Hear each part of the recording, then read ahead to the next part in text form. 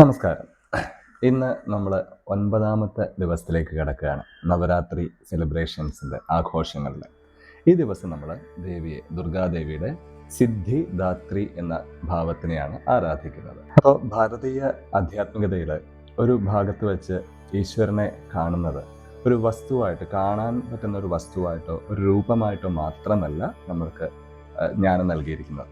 വേദാന്ത പ്രകാരം കാണുന്നവൻ്റെ ഉള്ളിൽ ഉറങ്ങിക്കിടക്കുന്ന ആ ചൈതന്യമാണ് ഈശ്വരൻ എന്ന് ആചാര്യന്മാർ പറഞ്ഞു വെച്ചിട്ടുണ്ട്. അപ്പോൾ കാണപ്പെടുന്ന വസ്തുവിൽ നിന്ന് കാണുന്നവനിലേക്ക് തിരിച്ച് അകത്തേക്ക്, അതായത് നമ്മുടെ അന്തരംഗത്തിൻ്റെ ഉള്ളിൽ തന്നെയുള്ള ചൈതന്യമാണ് ആത്യന്തികമായിട്ടുള്ള ദൈവികത എന്നാണ് ഭാരതീയ ആധ്യാത്മികതയിൽ പറയുന്നത്. അപ്പോൾ അതുകൊണ്ട് തന്നെ ലളിതാ സഹസ്രനാമം നമ്മൾ നോക്കിയിട്ടുണ്ടെങ്കിൽ അതിൻ്റെ അകത്തൊരു പ്രത്യേകം പ്രശസ്തമായിട്ടുള്ളൊരു വരിയുണ്ട്. അന്തർമുഖ സമാരാധ്യ ബഹിർമുഖ സുദുർലഭ. അകത്തേക്ക്, അന്തരംഗത്തിലുള്ള ആ ചൈതന്യത്തെ അറിഞ്ഞവർക്ക് ഏറ്റവും എളുപ്പത്തിൽ ആ ദേവീ തത്വം ഗ്രഹിക്കാൻ കഴിയുന്നു. പുറത്തുള്ള കാര്യങ്ങൾ മാത്രം ഒഴുകി നടക്കുന്നവർക്ക് ബഹിർമുഖ സുദുർലഭ, പുറത്തെ കാര്യങ്ങൾ മാത്രമായിട്ട് അതിൽ മുഴുകിയിരിക്കുന്നവർക്ക് ഒരിക്കലും ലഭിക്കപ്പെടാത്തവൾ എന്ന അർത്ഥം കൂടെയുണ്ട്. അന്തർമുഖ സമാരാധ്യ ബഹിർമുഖ സുദുർലഭ. ഇത് തന്നെയാണ് പറയുന്നത്. അന്തരംഗത്തിൽ അകത്തേക്ക് നമ്മൾ നോക്കുമ്പോൾ ആ അനന്തതയുടെ സ്ഫുരണങ്ങൾ നമുക്ക് കൂടുതൽ വെളിവാകാൻ തുടങ്ങും. പുറത്തേക്ക് നോക്കുമ്പോൾ അവിടെയും ചൈതന്യമുണ്ട്, ദേവി ഉണ്ടെങ്കിലും, അവിടെ ആ ദൈവികത ഉണ്ടെങ്കിലും പലതരത്തിലുള്ള മാറ്റങ്ങൾ അവിടെ സംഭവിച്ചുകൊണ്ടേയിരിക്കുകയാണ്. സദാസമയം ഇങ്ങനെ പ്രപഞ്ചം മാറിക്കൊണ്ടേയിരിക്കുകയാണ്. ഒരു നദി ഒഴുകുന്നത് പോലെ ഇങ്ങനെ പ്രപഞ്ചം ഇങ്ങനെ മാറി മാറി ഒഴുകിക്കൊണ്ടേയിരിക്കുകയാണ്. അപ്പോൾ നമ്മൾ വായിച്ചിട്ടുണ്ട് അല്ലേ, rolling stone gathers no moss അല്ലേ. അതെ, എപ്പോഴും മാറ്റങ്ങളിൽ ശ്രദ്ധിച്ചുകൊണ്ടിരുന്നാൽ നമുക്കൊരിക്കലും എന്തുണ്ടാവില്ല, വളർച്ച ഉണ്ടാവില്ല, സ്ഥിരത ഉണ്ടാവില്ല അല്ലേ. അപ്പോൾ പ്രപഞ്ചം എപ്പോഴും മാറിക്കൊണ്ടിരിക്കുകയാണ്, ബാഹ്യവസ്തുക്കൾ മാറിക്കൊണ്ടേയിരിക്കുകയാണ്. അതിൽ മാത്രം ഒഴുകിക്കഴിഞ്ഞാൽ നമുക്ക് ദുഃഖമായിരിക്കും ഫലം. അതേപോലെ ദൈവികമായിട്ടുള്ള പ്രാപ്തി നമുക്ക് ഉണ്ടാവില്ല. അപ്പം അതാണ് അന്തർമുഖ സമാരാധ്യ ബഹിർമുഖ സുദുർലഭ. ഇനി അന്തർമുഖമാകുക എന്ന് വെച്ചാൽ അന്തരംഗത്തിലേക്ക് നമ്മൾ ശ്രദ്ധിക്കുക എന്ന് പറയുമ്പോൾ അതിൽ ഉള്ള ആ വെണ്മ, ആ ആത്മാവിൻ്റെ ആ ബോധത്തിൻ്റെ ശുദ്ധി കൂടുതൽ നുകർന്നു കഴിഞ്ഞാൽ തീർച്ചയായിട്ടും ഒരാൾ ദൈവിക ബോധത്തിൻ്റെ ഉടമയായിത്തീരും. ഈ ഒരു ജേർണി എന്ന് പറയുന്നത് മാറ്റങ്ങൾ സംഭവിക്കുന്ന തലത്തിൽ നിന്ന് ആ ചഞ്ചലതയിലേക്ക്, മാറ്റങ്ങൾക്ക് അതീതമായിട്ട് സാക്ഷിയായി വർത്തിക്കുന്ന ഏത് തത്വമാണോ അതിലേക്കുള്ള ഒരു പുനഃക്രമീകരണമാണ് ആധ്യാത്മിക യാത്രകളെല്ലാം. എല്ലാ സാധനാനുഷ്ഠാനങ്ങളും ഇതിലേക്കാണ് നമ്മളെ കൊണ്ടെത്തിക്കുന്നത്. എന്നാൽ ഈ അന്തരംഗ യാത്രയിൽ അവിടെയും പലതരത്തിലുള്ള തടസ്സങ്ങൾ ഉണ്ടാവാറുണ്ട്. ഈ തടസ്സങ്ങളാണ് ഏറ്റവും വലിയ തടസ്സമായിട്ട് ആചാര്യന്മാർ പറയുന്നതും ക്രമാതീതമായിട്ടുള്ള അഹങ്കാരം. അത് ഒരുപാട് നമ്മളെ ദോഷം ചെയ്യും. അപ്പോൾ എന്താണ് അഹങ്കാരം, ഈഗോ നമ്മളെ ചെയ്യിക്കുന്നത് വെച്ചാൽ, ഈഗോ നമ്മുടെ ഈ ഒരു തെളിമയ്ക്ക് ഒരു ചെറിയൊരു മറയായിട്ട് നിൽക്കാൻ തുടങ്ങും. അത് രണ്ട് രീതിയിൽ ഉണ്ടെന്നാണ് ഗുരുദേവ് ശ്രീ രവിശങ്കർജി പറയുന്നത്. ഒന്ന്, നമുക്ക് പെർഫെക്ഷനെ കുറിച്ചുള്ള അമിതമായിട്ടുള്ള ആ ഒരു ബോധം, പെർഫെക്ഷനിസ്റ്റ് എന്ന് പറയുമല്ലോ, അതെ. അപ്പോൾ ഗുരുദേവ് പറയാണ്, ഈ ദിവസം സിദ്ധിദാത്രി എന്നാണ് ദേവിയെ വിളിക്കുന്നത്. സിദ്ധികൾ, സർവമാന സിദ്ധികളും, ആ പെർഫെക്ഷൻ എന്നാണ് സിദ്ധി എന്നുള്ളതിന് ഗുരുദേവ് പറയുന്നത്. സിദ്ധി കിട്ടുക എന്ന് വെച്ച് കഴിഞ്ഞാൽ പെർഫെക്ഷൻ കിട്ടുക നമുക്ക് പല കാര്യങ്ങളും. അപ്പോൾ ഈ സിദ്ധികൾ, ഈ പെർഫെക്ഷനിസ്റ്റ് ആവുക എന്ന് വെച്ച് കഴിഞ്ഞാൽ എന്താണ്, നമുക്ക് പലതും ജയമായിട്ടും പലതരത്തിലുള്ള അച്ചീവ്മെൻറ്റ്സ് ആയിട്ടും നമുക്ക് വിജയങ്ങൾ നമ്മുടെ ജീവിതത്തിൽ ഉണ്ടാകുമ്പോൾ അത് നമ്മളെ പലപ്പോഴും എന്താക്കാറുണ്ട്, അന്ധനാക്കാറുണ്ട്. അപ്പോൾ ആ ജയത്തിൻ്റെ ബോധം, എനിക്കിത് കിട്ടി, എൻ്റെ പ്രയത്നത്താൽ കിട്ടി, അത് ആവശ്യത്തിന് നല്ലതാണ്. അനാവശ്യമായിട്ട് നമ്മൾ എപ്പോഴും പറയാൻ തുടങ്ങും. നമ്മുടെ ഉള്ളിലേക്ക് ആ ബോധം വരുമ്പോൾ അതെന്താവും, അത് ഒരു ഷീൽഡായിട്ട് ഈ അന്തരാത്മാവിലേക്കുള്ള ജേർണിയിൽ, യാത്രയിൽ ഒരു തടസ്സമായിട്ട് മാറും. അതുകൊണ്ടാണ് ഗുരുക്കന്മാരെല്ലാവരും എളിമയുള്ളവരാകണം, വിനയമുള്ളവരാകണം എന്ന് പറയാൻ കാരണം. അപ്പോൾ ഈ ഈഗോയിനെ എന്ത് ചെയ്തേക്കാണോ, പലതരത്തിലുള്ള അഭിമാനബോധം അത് വന്ന് നമ്മളെ എന്ത് ചെയ്യും, മൂടാൻ തുടങ്ങും. അപ്പോൾ സ്വാഭാവികമായിട്ടും എന്തുണ്ടാവും, ആ അന്തരാത്മാവിലേക്കുള്ള യാത്രയിൽ വലിയൊരു തടസ്സമായിട്ട് മാറും. ഇതേപോലെ തന്നെ മറ്റൊരു കാര്യമാണ്, പരാജയങ്ങൾ സംഭവിക്കുമ്പോൾ, ഒന്നും നേടാൻ കഴിഞ്ഞില്ലെങ്കിലുള്ള ആ മിഥ്യാബോധം, ആ ഒരു ഇൻഫീരിയോറിറ്റി കോംപ്ലക്സ് എന്നൊക്കെ പറയുമല്ലോ, അതും ഒരേപോലെ തന്നെ അപകടമാണ്. അപ്പോൾ ഇൻഫീരിയോറിറ്റി കോംപ്ലക്സും സുപ്പീരിയോറിറ്റി കോംപ്ലക്സും രണ്ടും ഒരേപോലെ ദേവീ തത്വത്തിന്, ആ അന്തരാത്മ ചൈതന്യത്തിന് വിഘാതമായിട്ട് നിൽക്കാം. അപ്പോൾ ഇവിടെ ഗുരുദേവ് പറയുകയാണ്, നമ്മൾ പോസിറ്റീവായിട്ട് കിട്ടുന്ന ഈഗോയും അതേപോലെ നെഗറ്റിവിറ്റി കൂടെ, നമുക്ക് എന്തെങ്കിലും തെറ്റ് ചെയ്തു, പരാജയങ്ങളുണ്ടായി, അതിൽ പാപബോധം, ഇതും അമിതമായി കഴിഞ്ഞാൽ അതും ഒരു മറയായിട്ട് മാറും. അതും ആത്മീയതയിലേക്ക് അല്ലെങ്കിൽ അന്തരാത്മാവിലേക്കുള്ള ആ ഒരു ശുദ്ധിയിലേക്കുള്ള യാത്രയ്ക്ക് വിഘാതമായിട്ട് മാറും. അപ്പോൾ ഇവിടെ ഗുരുദേവ് പറയുന്ന മറ്റൊരു കാര്യം, ഇതിനൊരു റെമഡി പറയുന്നുണ്ട് ഗുരുദേവ്. അതെന്താണ്? അതെ, നമുക്ക് എന്തെങ്കിലും തരത്തിലുള്ള സിദ്ധികൾ, അമ്മ സിദ്ധിദാത്രിയാണ്, ദേവി സിദ്ധിദാത്രിയാണ്. അപ്പോൾ നമുക്ക് എല്ലാ തരത്തിലുള്ള ബ്ലെസ്സിങ്സ്, നമുക്ക് വിജയങ്ങൾ ഉണ്ടായിക്കഴിഞ്ഞാൽ അത് എപ്പോഴും നമ്മുടെ പ്രയത്നത്തിന് അതിൻ്റെതായിട്ടുള്ള പ്രാധാന്യമുണ്ട്. അതിനേക്കാൾ ഉപരി അതോടൊപ്പം തന്നെ മനസ്സിലാക്കുക, ആ ഒരു പ്രയത്നത്തോടൊപ്പം ഈശ്വര കൃപയാൽ വന്നു ചേർന്നതാണ് ഏത്? വിജയം. സ്വപ്രയത്നം മാത്രമല്ല, അതോടൊപ്പം എന്തുകൊണ്ട്? ഈശ്വരൻ്റെ അല്ലെങ്കിൽ ദേവിയുടെ, അമ്മയുടെ അപാരമായിട്ടുള്ള കൃപയും ഇതിൻ്റെ പുറകിലുണ്ട് എന്ന് മനസ്സിലാക്കുക. അപ്പോൾ ഏതൊക്കെ തരത്തിലുള്ള വിജയങ്ങൾ ഉണ്ടായാലും സ്വാഭാവികമായിട്ട് എന്ത് ചെയ്യുക? അത് ഈശ്വര കൃപയാൽ വന്നു ചേർന്നേക്കുകയാണ്. അതേപോലെ തന്നെ നമുക്ക് പരാജയങ്ങൾ സംഭവിക്കുകയാണെങ്കിൽ, നമുക്ക് എന്തെങ്കിലും കഴിവുകേടുകൾ, നമ്മൾ അത്ര പെർഫെക്റ്റ് അല്ല, ഇൻപെർഫെക്ഷൻ പല കാര്യങ്ങളിലുണ്ട്, നമുക്കൊരു പൂർണ്ണതയില്ലാന്ന് തോന്നുകയാണെങ്കിൽ, അവിടെ അങ്ങനെ ചിന്തിക്കുന്നവർക്കും ഒരു ഉപായം ഗുരുദേവ് പറയുന്നുണ്ട്. അങ്ങനെയുള്ളവരും എന്ത് ചെയ്യുക? സറണ്ടർ ചെയ്യുക. എങ്ങനെ? ആലോചിച്ചുകൊണ്ട്, എങ്ങനെ മനസ്സിലാക്കിക്കൊണ്ട്, ഏതൊക്കെ തരത്തിലുള്ള പോരായ്മകൾ എനിക്കുണ്ടെങ്കിലും ആ ഈശ്വരനിലേക്ക് ലയിക്കുന്നതോടെ, സമർപ്പിക്കുന്നതോടെ ആ ഈശ്വരൻ എന്താക്കും?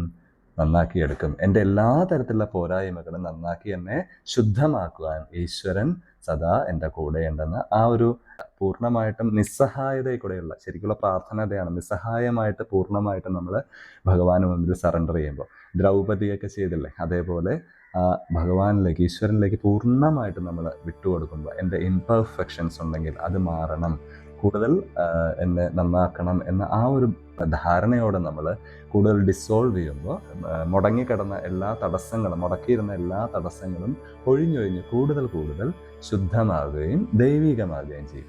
ഇനി എന്തെങ്കിലും തരത്തിലുള്ള അച്ചീവ്മെൻറ്റ്സ് ഉണ്ടായിക്കഴിഞ്ഞാൽ അപ്പോഴും മറക്കാതിരിക്കുക, എന്താണ്? അതും ഈശ്വരൻ്റെ കൃപയാൽ, ആ ഈശ്വര കൃപയാൽ നമ്മിലേക്ക് വന്നു ചേർന്നേക്കാണ്. എല്ലാ തരത്തിലുള്ള കഴിവുകളും, എല്ലാ തരത്തിലുള്ള വിജയങ്ങളും, അതിനുള്ള പ്രയത്നവും എല്ലാം ഈശ്വര കൃപയാണ്, ആ അമ്മയുടെ കൃപയാണ്. ആ സിദ്ധി ദാത്രി എന്ന് പറയുന്നത് അതുകൊണ്ട് തന്നെയാണ്. ആ സിദ്ധികളെല്ലാം നൽകുന്ന ദേവി എല്ലാം എനിക്ക് നൽകിയിരിക്കുന്നു. ഈ ഒരു എളിമയിൽ വർത്തിക്കുക എന്നുള്ളത് വളരെ പ്രാധാന്യമുള്ള കാര്യമാണ്, പ്രത്യേകിച്ച് ആധ്യാത്മിക യാത്രയിൽ. അതുകൊണ്ടാണ് എപ്പോഴും താണനിലത്തെ നീരോടുമെന്ന് പഴയ ആൾക്കാർ പറയാറുള്ളത്. അപ്പോൾ എളിമയോടെ മുമ്പോട്ട് പോവുക എന്നുള്ളത് വലിയൊരു കാര്യമാണ്. ഇവിടെയാണ് ഗുരുക്കന്മാർ നമ്മളെ എന്ത് ചെയ്യുന്നത്? സാധന സഞ്ചാരത്തിൽ ഗുരുക്കന്മാരുടെ അനുഗ്രഹവും അവരുടെ ഗൈഡൻസും നമ്മളെ ഒരുപാട് ഹെൽപ്പ് ചെയ്യുന്നു. ഗുരുവിൻ്റെ സ്നേഹം എന്ന് പറഞ്ഞാൽ എപ്പോഴും തരളിതമായിരിക്കണം എന്നില്ല. ചില സമയത്ത് ഗുരു ശരിക്കും ദേഷ്യപ്പെടും, ചിലപ്പോൾ വടിയെടുത്ത് ചിലപ്പോൾ നല്ല രീതിയിൽ നമ്മൾ തെറ്റുകൾ തിരുത്തും. അപ്പോൾ ഓരോ ആൾക്കാരുടെയും ചൈതന്യവും അതേപോലെ അവർക്കുള്ള ഓബ്സ്റ്റക്കിൾസും വ്യത്യസ്തമാണ്. അതൊരു ഗുരുവിനെ നേരിട്ട് കാണാൻ പറയാൻ കഴിയും. അപ്പോൾ അതനുസരിച്ചാണ് ഓരോരുത്തർക്കും വ്യത്യസ്തമായിട്ടുള്ള പരിശീലനങ്ങളും അതേപോലെ ഗൈഡൻസും കൊടുക്കുന്നത്. അപ്പോൾ ഇവിടെ ഗുരുവിൻ്റെ അനുഗ്രഹവും ഗുരുവിൻ്റെ ആ വടിയെടുത്തുള്ള ശാസനകളും ഒരുപാട് നമ്മളെ എന്ത് ചെയ്യും? കൂടുതൽ ആ അനന്തതയിലേക്ക് അടുപ്പിക്കും. ആ ദേവി എന്ന് പറയുന്നത് അനന്തമായ ബോധത്തിൻ്റെ സ്ഫുരണമാണ്. അപ്പോൾ അതിലേക്ക് വിഘാതമായിട്ട് നിൽക്കുന്ന എന്ത് കാര്യവും ഗുരു ഓട്ടോമാറ്റിക്കലി എന്ത് ചെയ്യും? അതിനെ എന്താണ് പ്രവൃത്തി എന്ന് നോക്കാതെ എന്ത് ചെയ്യാൻ തുടങ്ങും? പൂർണ്ണമായിട്ടും അതിനെ നിരോധിക്കാൻ തുടങ്ങും. അവിടെ ഒരു ഈഗോയ്ക്ക് യാതൊരു ഇതും വെച്ച് പുറപ്പിക്കില്ല ഗുരുക്കന്മാർ. അപ്പോൾ സിദ്ധിദാത്രി എന്ന് പറയുന്നത് പരമമായിട്ടുള്ള ചൈതന്യത്തെ കൂടുതൽ എക്സ്പീരിയൻസ് ചെയ്യാനും അതേപോലെ അതിൽ നിന്ന് കിട്ടുന്ന ആ ഒരു പ്രേമപ്രവാഹത്തിലൂടെ ഒരു കൃപ നമ്മുടെ ഉള്ളിലേക്ക് വരുന്നതോടെ എല്ലാ തരത്തിലുള്ള സർഗാത്മകതകളും അതേപോലെ സാമൂഹിക സാമ്പത്തികമായിട്ടുള്ള എല്ലാ തരത്തിലുള്ള ഉയർച്ചയും ഉണ്ടായി വരുന്നുണ്ട്. അപ്പോൾ എല്ലാ തരത്തിലുള്ള സിദ്ധികളും നമുക്ക് എല്ലാ അനുഗ്രഹങ്ങളും നൽകപ്പെടുമ്പോഴും എപ്പോഴും പഴയ ആൾക്കാർ പറയുന്ന കാര്യം മറക്കാതിരിക്കുക, താണനിലത്തെ നീരോടു. അത് എളിമയിൽ വർത്തിക്കാൻ എപ്പോഴും നമ്മൾ പഠിക്കുക. എളിമ അഭിനയിക്കുകയല്ല, അകത്തുകൊണ്ട് ഹൃദയം തുറന്ന് തന്നെ. കാരണം കുറച്ച് കാലം നമ്മളിവിടെ ഉള്ളൂ. എത്രയൊക്കെ അഭിമാനം പേരിക്കഴിഞ്ഞാൽ, എത്രത്തോളം നമ്മൾ അഹങ്കരിച്ചാലും ഒരു ദിവസം നമ്മൾ എല്ലാം ഇവിടുന്ന് എന്താവാൻ പോവുകയാണ്? യാത്രയാവാൻ പോവുകയാണ്, അല്ലേ? ഈ ഒരു ബോധ്യത്തോടെ പൂർണ്ണമായിട്ടും എന്തെങ്കിലും ഇംപെർഫെക്ഷൻ ഉണ്ടെങ്കിൽ അതെല്ലാം ഈശ്വരൻ നമുക്ക് സാന്ത്വനമായി ഈശ്വരൻ്റെ കൃപയാൽ മാറിക്കിട്ടും, എല്ലാം നന്നായി വരുമെന്ന ആ ഒരു വിശ്വാസവും ശരണാഗതിയും. ഇനി എല്ലാ വിജയങ്ങളും നിങ്ങൾക്ക് ഉണ്ടെങ്കിൽ അപ്പോഴും ഇതെല്ലാം എൻ്റേതല്ല, ഇതെല്ലാം ആ ദൈവികതയുടെ അനുഗ്രഹം മാത്രമാണെന്നുള്ള ആ ഒരു എളിമയിൽ നിലനിൽക്കുക എന്നുള്ളതാണ് ആദ്യമായിട്ടും അവസാനമായിട്ടും ചെയ്യേണ്ട കാര്യം. അങ്ങനെ നിൽക്കുന്നവരിൽ സദാ ദൈവീകത, ആ ദേവിയുടെ അനുഗ്രഹം, ദേവിയുടെ പ്രൊട്ടക്ഷൻ, കൃപാകടാക്ഷം സദാ ചൊരിഞ്ഞുകൊണ്ടേയിരിക്കും. അതെ, അവൾ ധാത്രിയാണ്. ആ അമ്മ സിദ്ധിദാത്രിയാണ്. സിദ്ധി, പെർഫെക്ഷൻ. ധാത്രി എന്ന് വെച്ചാൽ സിദ്ധികളുടെ മാതാവ് എന്നും പറയാം, സിദ്ധികൾ നൽകുന്നവൾ എന്ന് വേണം പറയാം. അപ്പോൾ ആ ഒരു ചൈതന്യമാണ് ദേവി എന്ന് പറയാം.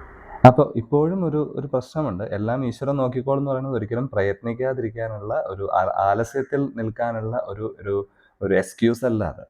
ആലസ്യമായിട്ടിരുന്ന് വെറുതെ നാമം ജപിച്ചിരിക്കാനുള്ള എക്സ്ക്യൂസ് അല്ല. വർക്ക് ചെയ്യേണ്ടത് വർക്ക് ചെയ്യുകയും ചെയ്യണം, വിട്ടുകൊടുക്കേണ്ടത് വിട്ടുകൊടുക്കുകയും ചെയ്യണം. അതെ, ഇന്നത്തെ ദിവസത്തെ മെഡിറ്റേഷൻ ഗുരുദേവ് പഠിപ്പിക്കുന്നത് മെഡിറ്റേഷൻ ഫോർ ലെറ്റിംഗ് ഗോ, എല്ലാം വിട്ട് വിശ്രമിക്കാനായിട്ടുള്ള മെഡിറ്റേഷനാണ് ഇന്ന് നമ്മളെ അഭ്യസിപ്പിക്കുന്നത്. എല്ലാ ഉപാസനകളുടെയും ലക്ഷ്യം, കഴിഞ്ഞ 8-9 ദിവസമായിട്ട് നമ്മൾ മുടങ്ങാതെ ധ്യാനം ചെയ്യുന്നുണ്ട് അല്ലേ? അപ്പോൾ ധ്യാനം ചെയ്യുമ്പോൾ എല്ലാത്തിൻ്റെയും ആത്യന്തികമായിട്ടുള്ള ഉദ്ദേശം എന്താ? ഇതം ന മമ, എല്ലാം വിട്ടുകൊടുക്കുക. ഗുരുദേവ് എപ്പോഴും പറയാറുള്ള 3 നിയമങ്ങളാണ്. നിങ്ങളൊന്നുമല്ല, യു ആർ നത്തിങ്. നിങ്ങൾക്കൊന്നും ആവശ്യവുമില്ല, you need nothing.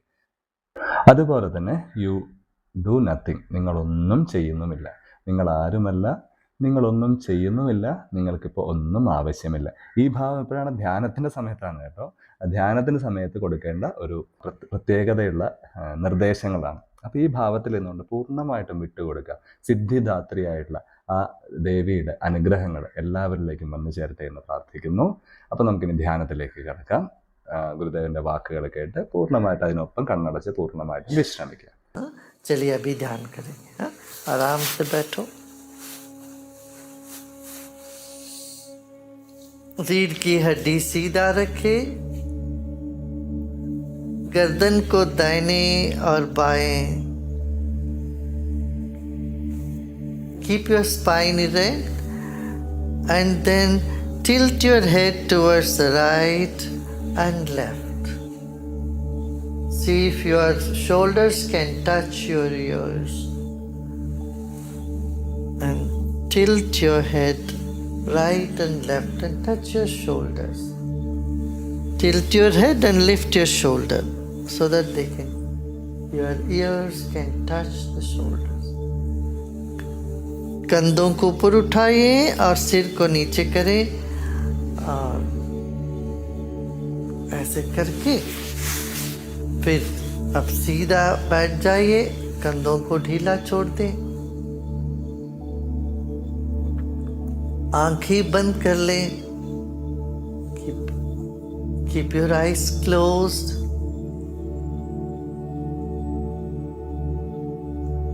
You are in the midst of a river of events. Like the water flows continuously in a river, events are flowing, pleasant, unpleasant events are flowing. You are standing steadfast in the river.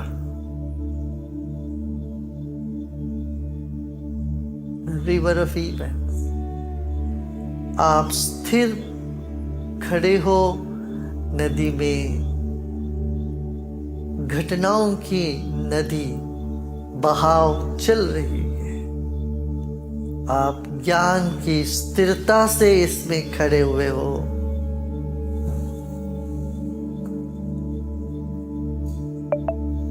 कोई आपके बाजू पकड़ के खड़े हैं, कोई डर नहीं है. सारी घटनाएं नदी की भाव जैसे बहता हुआ निकल चुका है, निकल रहा है. Events are flowing like the water in a river, and you have been held safely with steadfastness, standing in the events.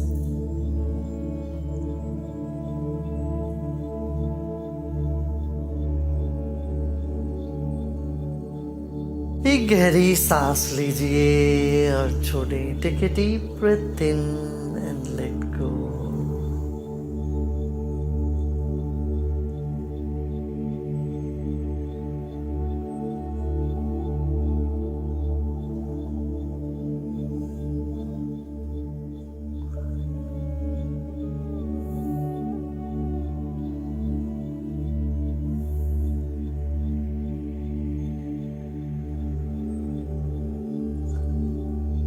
अब आप किनारे बैठ गए हैं, ऐसा भाव करें. Now you are sitting in the bank,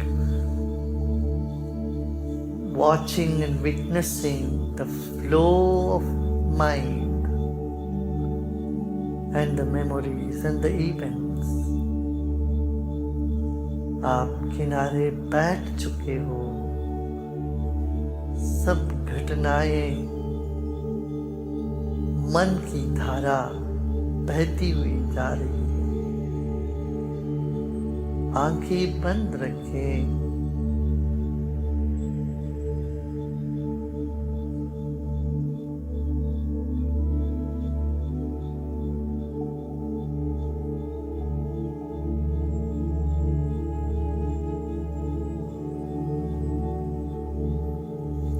Become aware of the space all around you and inside of you. शरीर के भीतर बाहर जो निर्मल आकाश है, उसके प्रति सजग हो जाए.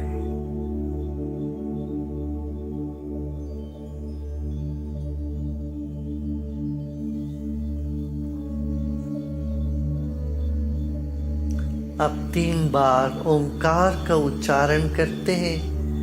हम एक घटना वाली मन से ऊपर उठकर आकाश के ओर अपने मन को फैलाने वाले. आकाश की ओर अपना मन फैल जाए. Let us chant Om 3 times. Now, taking your mind out and becoming aware of the vast space with the sound Om that's above us and all around us.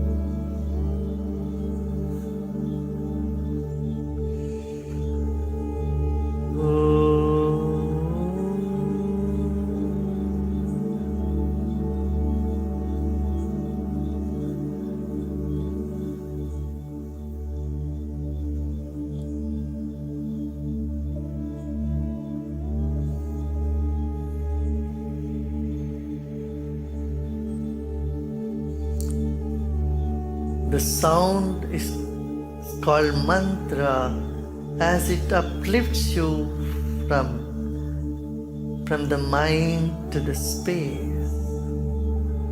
मन को तारने वाली शब्द को ही मंत्र बोलते हैं. घटनाओं में, परिस्थिति में फंसी हुई मन को ऊपर अपना शुभ्र निर्मल चेतना के ओर ले जाने वाले शब्द ही मंत्र है.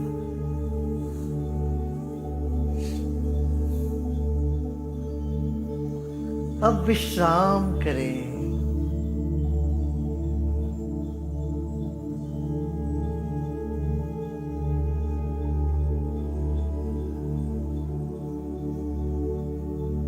आपकी सारी क्षमताएं आपको प्रसाद के रूप में मिला के लिए आप धन्य भागी हो.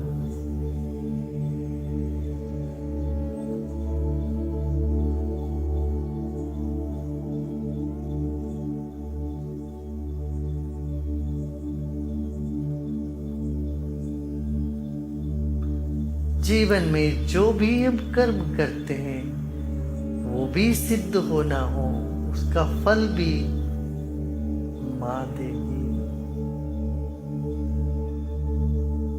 ईश्वर ही देंगे उचित समय पर. तो विश्राम करें. अपने कमियों को भी समर्पण करके विश्राम करें.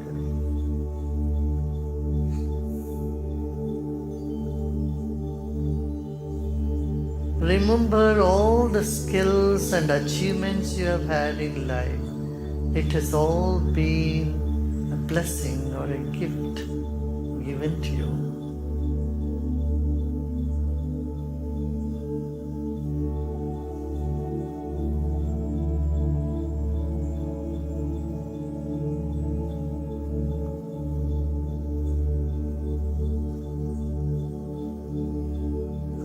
And let go of all your shortcomings. Even they will be relieved from you by the divine.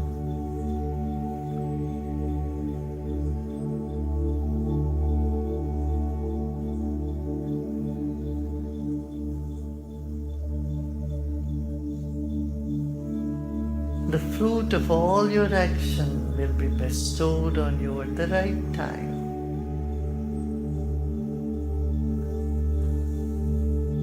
Repose in yourself.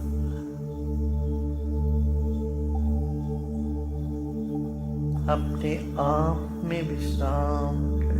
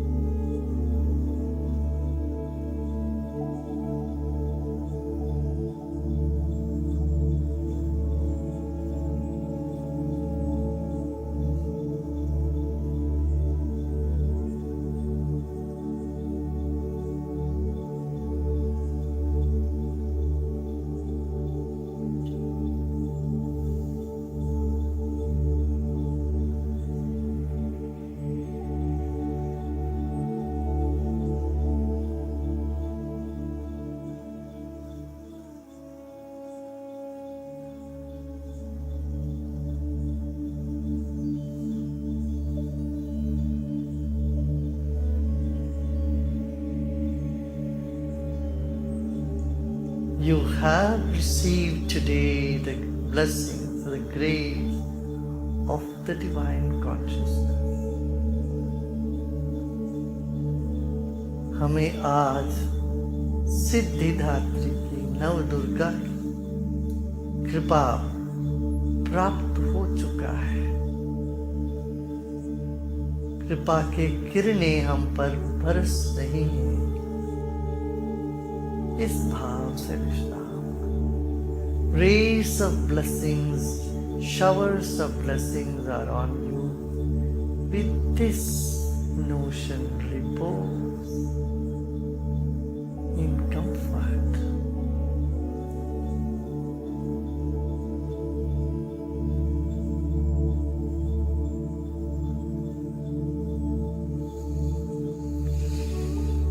Another deep breath in and breathe out and relax more.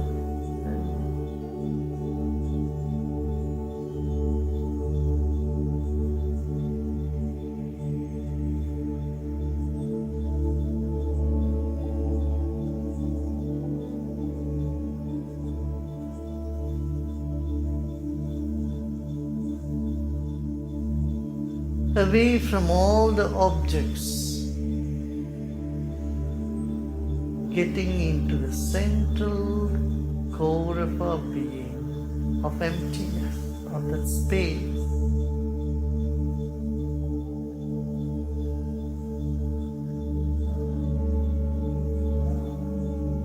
Repose in there.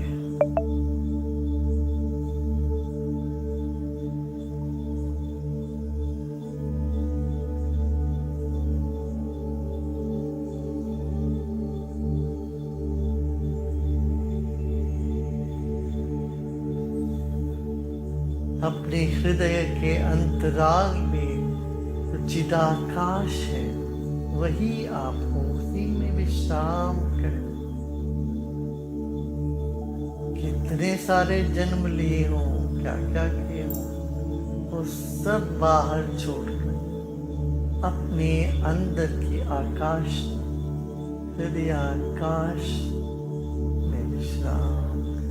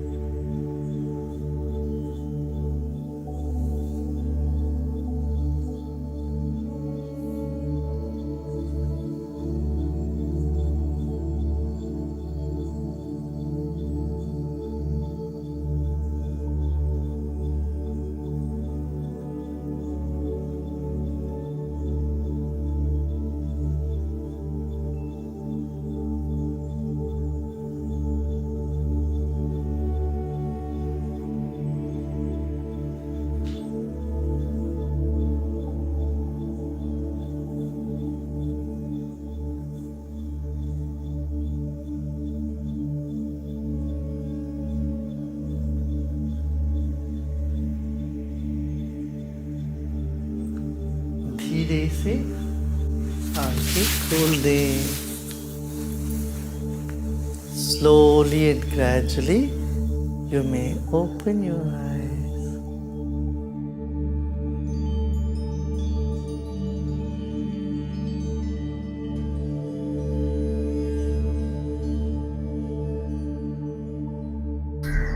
ജയ് ഗുരുദേവ്. അപ്പം നമ്മൾ 9 ദിവസത്തെ മെഡിറ്റേഷനെ കുറിച്ചും 9 ദേവീഭാവങ്ങളെ കുറിച്ചും ചർച്ച ചെയ്ത് കഴിഞ്ഞു. 2-3 ദിവസം കൂടി ഉണ്ട്. ഇനി വിജയദശമി വരുന്നുണ്ട്. അതേപോലെ അതുമായിട്ട് ബന്ധപ്പെട്ട പല ദേവിമാരുടെ സങ്കല്പങ്ങൾ, നമുക്ക് ഏറ്റവും പ്രശസ്തമായിട്ടുള്ള മറ്റ് സങ്കല്പങ്ങളെ കുറിച്ച് നമ്മൾ ചർച്ച ചെയ്യുന്നുണ്ട്. അതുമായിട്ട് ബന്ധപ്പെട്ട മെഡിറ്റേഷൻസ് ഉണ്ടെങ്കിൽ അതും തീർച്ചയായിട്ടും നമ്മൾ നമ്മുടെ ചാനലിൽ പോസ്റ്റ് ചെയ്യുന്നതാണ്. ഓക്കെ, അപ്പോൾ എല്ലാവർക്കും വീണ്ടും ഒരു ധന്യമായ നവരാത്രി ആശംസിക്കുന്നു. ജയ് ഗുരുദേവ്.